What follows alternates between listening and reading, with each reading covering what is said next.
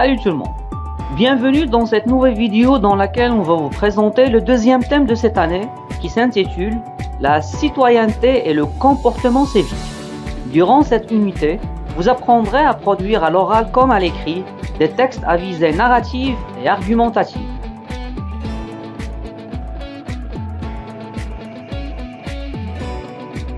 Il faut bien comprendre que le mot citoyenneté vient du mot cité, qui veut dire ville. Et dans une ville, on trouve des citoyens, des gens qui se cohabitent ensemble et qui reconnaissent bien leurs droits et leurs devoirs. La citoyenneté est le statut juridique qui permet à un individu de devenir citoyen, c'est-à-dire une personne qui est née au Maroc, d'un père marocain et d'une mère marocaine, est défini comme un citoyen marocain, ce qui lui donne accès à l'ensemble des droits politiques, sociaux et qui lui permettent de participer à la vie civique. Par exemple, il a le droit de voter aux élections. Cependant, il ne faut pas mélanger entre un citoyen qui détient la nationalité d'un pays et un simple résident, comme par exemple un touriste, un immigrant ou autre.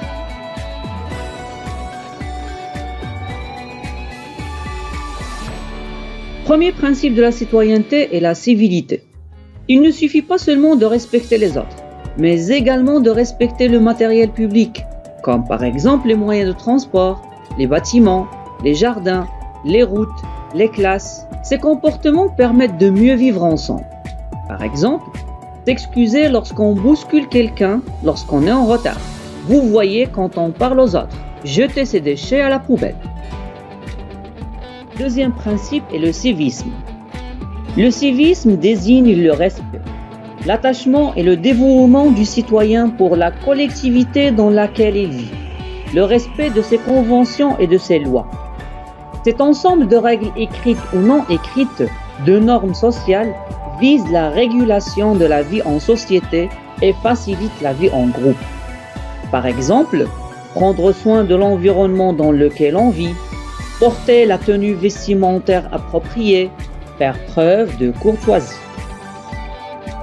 Troisième principe est la solidarité. Comme notre religion nous le conseille, on doit s'ouvrir aux autres, généralement les plus pauvres et les plus fragiles, pour leur apporter de l'aide. C'est le principe de fraternité.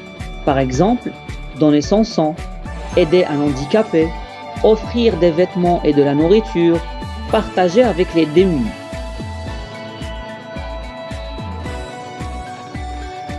Être citoyen marocain, c'est donc être marocain et majeur. Ce statut donne des droits, mais aussi des devoirs dans la vie de tous les jours. Ainsi, le citoyen marocain a des droits civiques accordés par le pays, comme le droit d'enseigner, le droit d'être élu, d'intégrer des postes publics. Mais il a aussi des devoirs.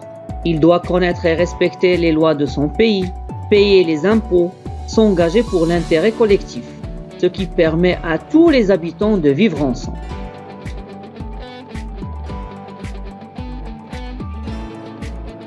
Les enfants, filles ou garçons, vous avez tous les mêmes droits, que vous soyez riche ou pauvre, en bonne santé ou handicapé, blanc ou noir, citadins ou ruraux.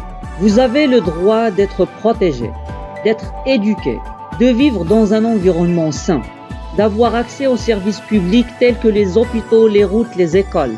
Vous avez également le droit de circuler et de penser librement. Mais n'oubliez pas, vous avez aussi des devoirs. Vous avez le devoir de bien travailler à l'école, d'être poli avec votre entourage, de participer aux travaux de la maison et de la communauté, de respecter la loi, de respecter les autres et de protéger votre environnement.